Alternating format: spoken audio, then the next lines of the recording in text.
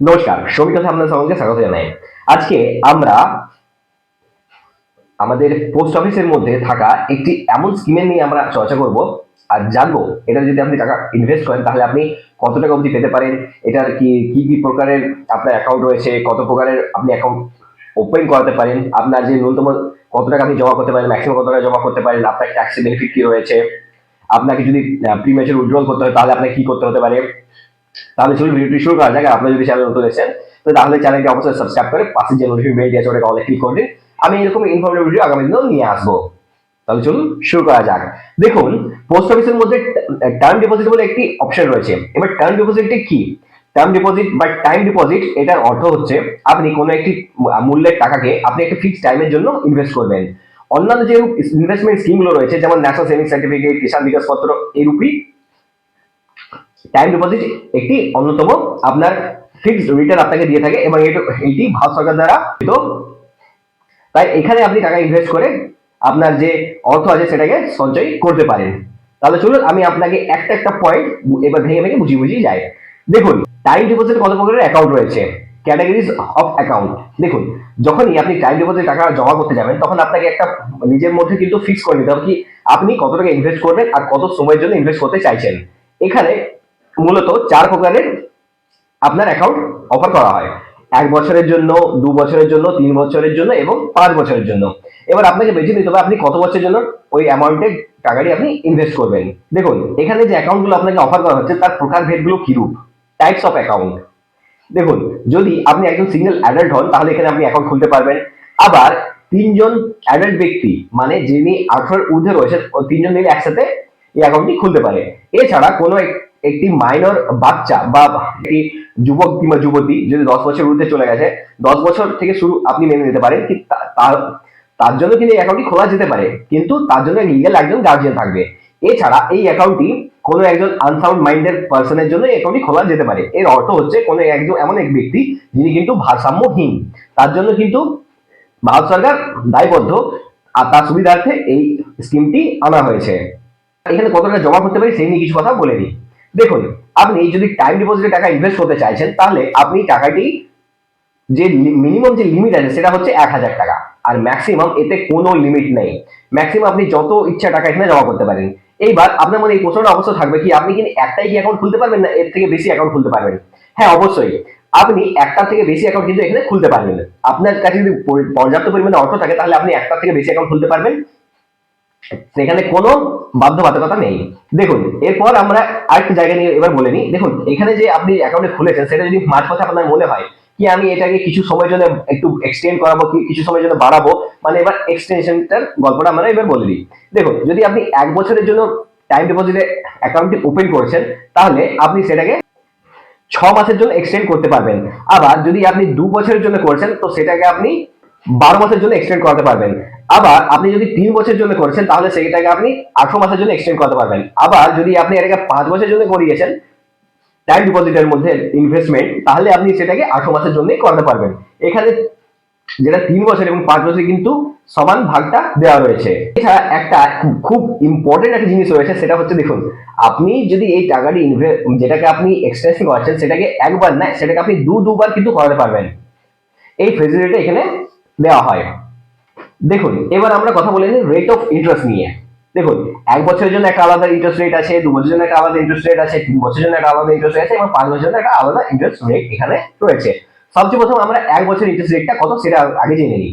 আপনি 1 বছরের জন্য টাকা জমা করছেন তাহলে আপনার ইন্টারেস্ট রেটটি দাঁড়াবে 6.9% পার অ্যানাম আপ টু মার্চ 2025 অবধি। এরপর যদি আপনি 2 বছরের জন্য করাচ্ছেন তাহলে আপনার ইন্টারেস্ট রেট কত দাঁড়াবে? তাহলে আপনার ইন্টারেস্ট রেটটি দাঁড়াবে 7%। এরপর যদি আপনি 3 বছরের জন্য এই স্কিমের মধ্যে টাকাটি ইনভেস্ট করছেন তাহলে আপনার দাঁড়াবে 7.1% পার অ্যানাম। এরপর যদি আপনি 5 বছরের জন্য টাকাটি ইনভেস্ট করছেন তাহলে আপনার দাঁড়াবে 7.5% পার অ্যানাম। দেখুন, এবার চলুন আমরা কিছু প্রিম্যাচার উইথড্রল নিয়ে কথা বলে নিই। যদি আপনি টাইম ডিপোজিটের মধ্যে টাকা ইনভেস্ট করছেন তাহলে একটা জিনিস আপনাকে কিন্তু মাথায় এটা অবশ্যই নিয়ে নিতে হবে কি আপনি যখন টাকাটা ইনভেস্ট করছেন ওই মুহূর্তে 6 মাসের পরেই কিন্তু আপনি টাকাটা উইথড্রল করতে পারবেন। এছাড়া আপনি যদি মনে করবেন কি আজকে ডিপোজিট করলাম 1 মাস পরে আপনি উইথড্রল করতে যাবেন কোনো একটা কারণের জন্য কি আপনি হয়তো আপনার হয়তো ইমার্জেন্সি পড়ে আছে কিন্তু ওই সময় আপনি কিন্তু ওই টাকাটি পাবেন না। আপনাকে এটা কিন্তু আগে থেকে ডিসাইড করে নিতে হবে কি আপনি সেই টাইমেই এই টাকাটি উইথড্রল করবেন।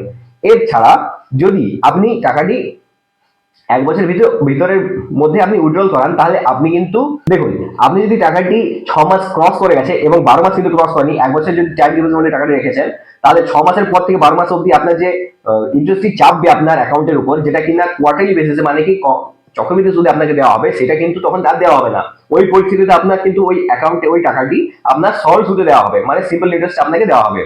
এছাড়া দেখুন, যদি আপনি একটু লং টার্মের জন্য ইনভেস্ট করেছেন, মনে করুন 2 বছরের জন্য করেছেন, এরপর যখনই আপনি 1 বছর পরে যদি টাকাটি উইথড্রল করতে যান, ওই পরিস্থিতিতে আপনার যে টোটাল যে কর্পাসের উপর আপনাকে এখানে একটা ফিক্সড ইনকামের কথা বলা হয়েছে, যেমন মনে করুন 1 বছরের জন্য 6.9%।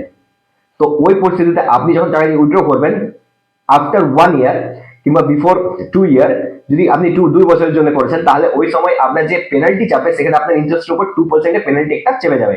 আরেকটা জিনিস আমি আপনাকে জানি না, কি মনে করুন আপনি হয়তো একটু লং টার্মের জন্য করেছেন, আপনি হয়তো 5 বছরের জন্য টাকাটি ইনভেস্ট করছেন, তা সত্ত্বেও কিন্তু যদি আপনি 1 বছর পরে ওই অ্যাকাউন্টটি বন্ধ করাতে চান, তা ওই পরিস্থিতিতে আপনার কিন্তু 2% একটা পেনাল্টি চাপবে।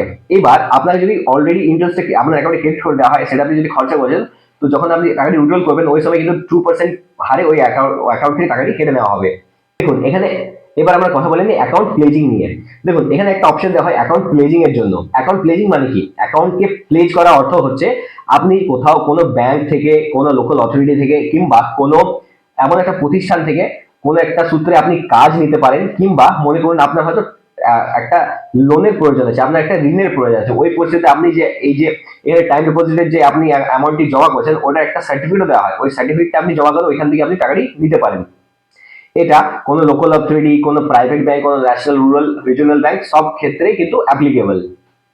এছাড়া এখানে আরেকটা জায়গা রয়েছে, সেটা কিনা দেখুন কোন এক ব্যক্তি রয়েছে যিনি কিনা ভারসাম্যহীন। উনি যদি কোনো একজন উচিত এবং ভরসাযোগ্য কোনো একজন ব্যক্তিকে নিজের রক্ষণাবেক্ষণের জন্য যদি চান, তাহলে উনি কিন্তু একজনকে হায়ার করতে পারেন, তার সাথে নিজস্ব একটু ডিল করে কি উনি এই অ্যাকাউন্টটি অপারেট করবেন আমার বিহাফে। এটি কোনো ধনী ব্যক্তিদের বাড়ির মধ্যে এটা কিন্তু খুব বেশি দেখা যায়। এছাড়া একটা জায়গা রয়েছে, যেটা কিনা দেখুন, আপনি যদি চাইবেন কি আপনার টার্ম ডিপোজিট যে অ্যাকাউন্টটি আছে, সেই অ্যাকাউন্টটি আপনি নিজের নাম থেকে অন্য লোকের নামেও কিন্তু এখানে ট্রান্সফার করতে পারবেন।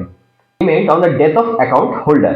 মনে করুন কোনো এক ব্যক্তি অ্যাকাউন্টটি ওপেন করেছিলেন, উনি যখন অ্যাকাউন্টটি ওপেন করেছেন, ওনার ওই পিরিয়ডের মধ্যে ওনার ডেথ হয়ে যায়। ওই পরিস্থিতিতে ওনার যে লিগ্যাল হায়ার রইবেন কিংবা লিগ্যাল যে গার্জিয়ান রইবে, নমিনি রইবে, ওনাদের উপর এই টাকাটি ব্যাংক বলুন কিংবা পোস্ট অফিস বলুন, ওনাকে তখন দিয়ে দেবে।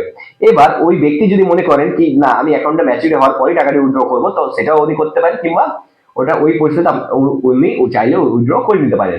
এছাড়া আরেকটা জায়গা রয়েছে, দেখুন যেহেতু এখানে একজন ব্যক্তি কিংবা 3জন অ্যাডাল্টও করতে পারে, তো 3জন অ্যাডাল্টের মধ্যে যদি 2জনের ডেথ হয়ে যায়, তখন একজন যে বেঁচে থাকে, উনি যদি চান তো অ্যাকাউন্টটি ক্লোজ করিয়ে তিনটি ফ্যামিলির মধ্যে যে লিগ্যাল হায়ার রয়েবে বা গার্জিয়ান রয়েবে, তাদের মধ্যে টাকাটি স্প্লিট করে দিতে পারে ওই প্রপোর্শন ভাবে। অথবা যদি মনে করেন কি 3জনের সহমতি সহকারে যারা লিগ্যাল হায়ার রয়েছেন, ওই যে অ্যামাউন্টটি রয়েছে, ওই অ্যামাউন্টটি ততক্ষণ পর্যন্ত ছেড়ে দিতে যতক্ষণ ওইটা ম্যাচুরিটিটা কভার আপ হচ্ছে, মানে ইন্টারেস্টটা আর্ন করছে ওই অ্যাকাউন্টটি। এবার তারপর কিন্তু এটা ভাগ করা যেতে পারে। আপনি যে টাইম ডিপোজিট মানে অ্যাকাউন্ট ওপেন করেছেন, ওর মধ্যে ইনকাম ট্যাক্স অ্যাক্ট অফ 1961 এর দ্বারা সেকশন 80C মারফত আপনার যে টোটাল আপনার যে আর্নিং আছে একটা ফিনান্সিয়াল ইয়ারে, ওর মধ্যে আপনার 1.5 লক্ষ টাকা অবধি কর ছাড় দেওয়া হবে। এইবার যখন যে ইন্টারেস্টটি আপনি আর্ন করবেন, ওর মধ্যে কিন্তু টিডিএস ডিডাকশনটা অবশ্যই হবে, সেটা কিন্তু কর ছাড়া হয়, ওটা কিন্তু কেটে নেওয়া হয়। যদি এই ভিডিওটা আপনার ইনফরমেটিভ লেগে থাকে, তাহলে চ্যানেলটি অবশ্যই সাবস্ক্রাইব করে পাশে যে বেল আছে ওটাকে অনেক ক্লিক করে দিন। আমি এরকম অনেক ইনফরমেটিভ ভিডিও আগামী দিনেও নিয়ে আসবো। ধন্যবাদ।